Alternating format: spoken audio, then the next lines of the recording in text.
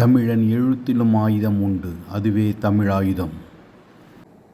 அனைவருக்கும் வணக்கம். நான் சீமானிஸ்ட் செந்தில்குமார். சாதிகள் இல்லை, சாதிகளை பார்க்கக்கூடாது, சாதியாக இணையக்கூடாது என்று சொல்லிக்கொண்டு தன் கூட்டத்திற்கெல்லாம் சாதிய தலைவர்களையும் சாதிய இயக்கங்களையும் அழைத்து கூட்டம் நடத்துகிறார் சீமான்கிற மாதிரி பேசுகிறாங்க. அதையெல்லாம் கட்சியை விட்டு வெளியே போன பிசிறுகளும் கட்சிக்கு வெளியே இருக்க மசுர்களும் பேசக்கூடாது. ஏன்னா அண்ணனை பற்றி நன்றாக தெரிந்து கொண்டு கட்சியிலிருந்து வெளியில் சென்றவர்கள் ஏதாவது பேசணும்னு பேசுகிற விஷயம் இதெல்லாம். அண்ணன் என்றுமே ஜாதி பார்த்ததில்லை. அண்ணன் குடிகளை இணைக்கிறார். தமிழர்கள் தமிழர்களாக எப்படி இணைவார்கள்? எல்லாம் பிரிஞ்சு கிடக்கிறாங்க. தனித்தனியாக சாதி வாரியாக இனம் மதம் வாரியாக பிரிஞ்சு இருக்காங்க. இவர்களை இணைக்கணும். இவர்கள் அந்த அடையாளத்தோடு முதலோடு நாம் தமிழரோடு கூட்டங்களில் கலந்து கொண்டு முதலில் தமிழ் தேசியத்தை அவங்க ஏற்றுக்கொண்டு வரணும். அவர்கள் தமிழ் தேசியத்தை ஏற்றுக்கொண்டு அவர்கள் குடிய அடையாளத்தோடு வந்து இங்கே சேர்ந்து இருக்கும்போது தான் கொஞ்சம் கொஞ்சமாக ஐக்கியமாவார்கள். இது தமிழர்களை ஓர்முகப்படுத்துகிற வேலை. அது சீமான் 16 சாதி சங்கங்களை கூட்டிக்கிட்டு வந்துட்டு கூத்தடிக்கிறாரு, கூட்டம் நடத்துகிறாரு. என்ன பேச்சு இதெல்லாம்? அநாகரிகமான பேச்சு. அது அப்படி கிடையாது. குடிகளாக இருக்கக்கூடிய தமிழர்களை ஒன்றிணைக்கிறார் அண்ணே.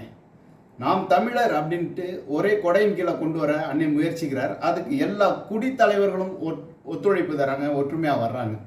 இது உலகின் வரலாற்றின் மிகப்பெரிய சாதனை. இது தமிழர் வரலாற்றின் எழுச்சி. இது கடந்த 800 ஆண்டுகளாக வீழ்ந்து கிடந்த மடிந்து கிடந்த தமிழ் இனம் இப்போதான் கொஞ்சம் கொஞ்சமாக நிமிர்ந்து உச்சத்துக்கு வந்துட்டு இருக்கு அண்ணன் சீமான் தலைமையில். அதை பொறுக்காத திராவிடர்கள் தான் பேசுகிறார்கள் என்றால் கூட இருந்த துரோகிகள் இந்த வார்த்தைகளை பேசுது. மிக அவமானமாக இருக்குது. இவங்களுடைய செயல்பாட்டை பார்க்கும்போது கேவலமாக இருக்கு. ஒரு மனிதன், தனி மனிதன், என்ன பின்புலம் இருக்கு அவருக்கு? என்ன நோக்கம் இருக்குது? இவர் எதுக்கு சாதிகளை இணைக்கணும்? சாதிகளை இணைக்கிற மக்களையே தமிழர்களை இணைக்கிறார் அண்ணன் சீமான் அவர்கள். தமிழர்களை ஒன்றிணைக்கிறார். தமிழர்களாக சேர்ந்து பெரும் சக்தியாக நாம் உண்டாக வேண்டும், உருவெடுக்க வேண்டும் என்று அவர் முயற்சி செய்கிறார். அவர் என்ன செய்கிறாரு, அதன் பின்விளைவு என்னன்னு திராவிடத்திற்கும் திராவிட ஆட்சிக்கும் தெரியும். ஆனால் இந்த அல்ல கைகளுக்கும் போகிறது வர்றது இதுங்களுக்கெல்லாம் எதுவுமே புரியாமல் எதையாவது விமர்சிக்கணும், எதையாவது பேசணும். இந்த நாம் தமிழர் கட்சியிலேருந்து வெளியில் போன சில என்ன பன்னாடைகள் போய் வேறு இடத்துல சேர்ந்துருக்குது. நேற்று இங்கே அண்ணன் எவ்வளோ பெரிய ஒரு வரலாற்று சிறப்பு மிக்க ஒரு மீனவன், தமிழ் மீனவன், அவனுடைய தமிழனுடைய கடலை ஆக்கிரமித்து ஒரு சிங்கள இனவெறியன் அவன் தமிழர்களை அடித்து கொண்டுகிட்டு இருக்கிறான்.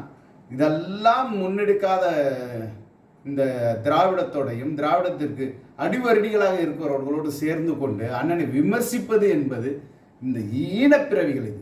இது பிறக்காமலே இருந்திருக்கலாம். அந்த இனத்தில் மானங்கெட்ட ஜென்மங்கள். இதெல்லாம் எவ்வளோ பெரிய விஷயம் இது அண்ணன் பண்ணுவது.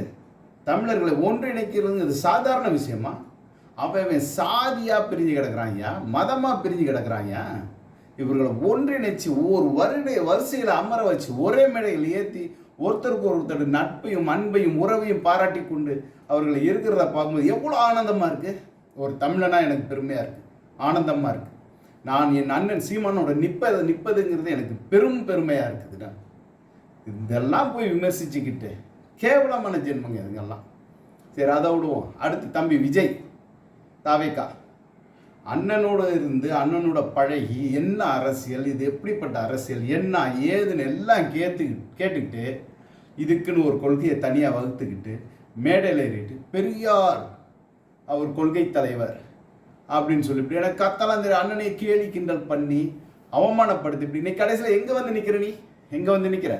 அதிமுக அவனை ஆதரிச்சதா? விசிக உன்னோட இணைந்ததா? மீண்டும் சீமான் காலுக்கு தான் வர. நீ காலடிக்கு தான் நீ வர. தம்பி வாய்ப்பில்லை ராஜா. விஜய் வாய்ப்பில்லை. உனக்கு பெரும் ரசிகர் பட்டாளம் இருக்கலாம். நீ உன்னை வேணா எம்ஜிஆர் மாதிரி நீ நினச்சிருக்கலாம். எம்ஜிஆர்களுக்கு இருந்து வெகுஜன அன்பு வெகுஜன ஆதரவு. உனக்கு அதெல்லாம் வெகுஜன ஆதரவுலாம் கிடையாது, மக்கள் ஆதரவுலாம் கிடையாது. ரசிக குஞ்சிகள் தான் உனக்கு. உன் பின்னாடி வேணால் கொஞ்சம் இளம் பிள்ளைகள், இளம் பசங்க தெரியலாம். உன் மேலே ஏதோ ஒரு நடிகின்ற ஒரு மோகத்தினால். ஆனால் வெகுஜன மக்களின் ஆதரவு உனக்கு இல்லை.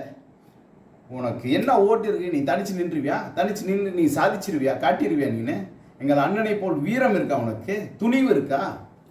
இனத்தின் மீது இந்த கட்சியை கட்டமைத்து கொண்டு வந்து எங்களுக்கெல்லாம் உளவியல் புரிதல் கொடுத்து எங்கள் அண்ணன் வந்து வழி நடத்தி சென்று கொண்டுட்டு இருக்கான். உனக்கு என்ன தெரியும்? என்ன இருக்கு? அரசியல் என்னன்னு தெரியுமா உனக்கு? எங்கள் அண்ணன் அடிக்கிறார் பாரு, அடுத்து திராவிடத்தை. எங்கள் அண்ணன் பகல் நெருங்க முடியுமா யாராவது?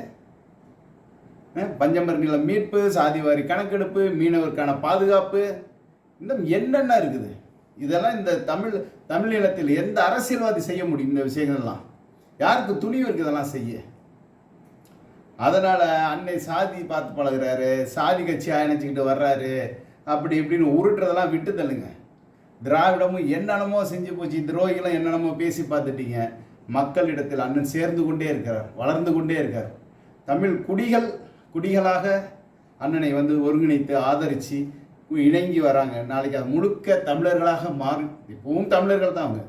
குடித்தலைவர்கள் இணைவதால் முன்ன பின்ன யோசிச்சுட்டு இருந்த மக்களும் அண்ணனுக்கு ஆதரவாக இப்போ வந்துடுவாங்க.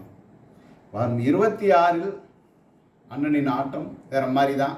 நாங்களாம் அதை காத்துட்ருக்குறோம். அண்ணனோடு நாங்களாம் நிற்போம்.